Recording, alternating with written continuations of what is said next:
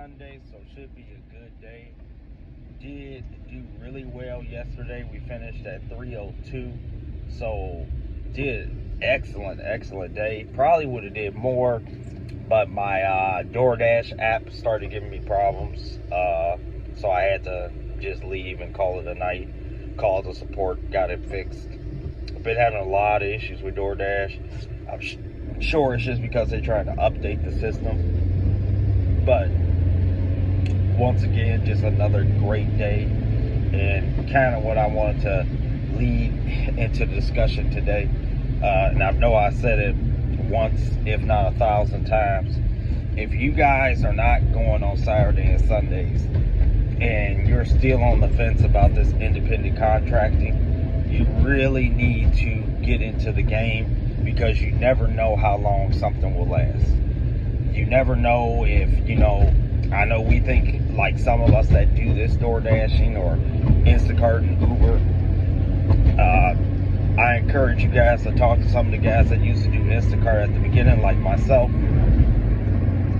Instacart at the beginning used to be fantastic, and now where it's at now, it's just kind of good. Sometimes you get good orders, sometimes you don't. Back in the day, Instacart, if you went into a Costco, you are almost guaranteed an automatic $25 just from Instacart, because it used to be they cared about the store parameters, how big the store was, how long you might be in checkout. Well, now it's just a base pay of $7, and then they are changed around depending on how many items you get, or if they consider those to be heavy items, they pay you more.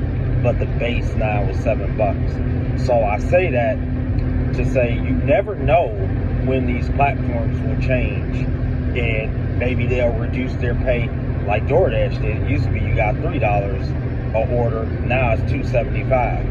Who's to say that's not going to turn to $2.50? You never know. So when you have an opportunity to go out and make some good money, you better take advantage of it, because you never know how long it's going to last. And that's the whole point of what I've told you guys before. Why, if you're making this money, you're going to have to make sure you squirrel some of it away.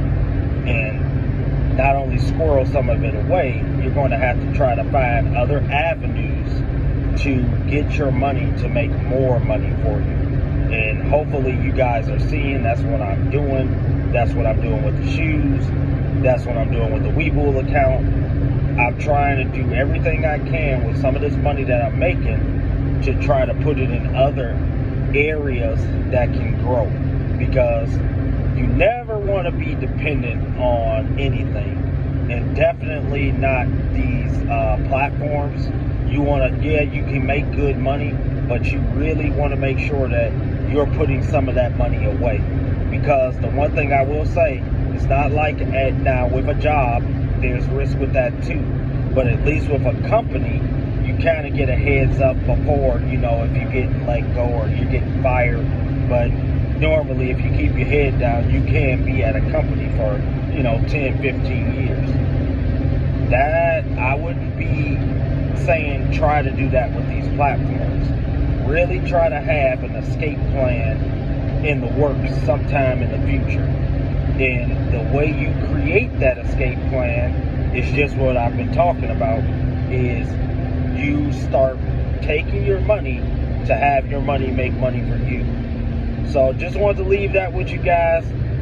If you're not out here working this weekend, you're really missing out. There's a lot of money to be made.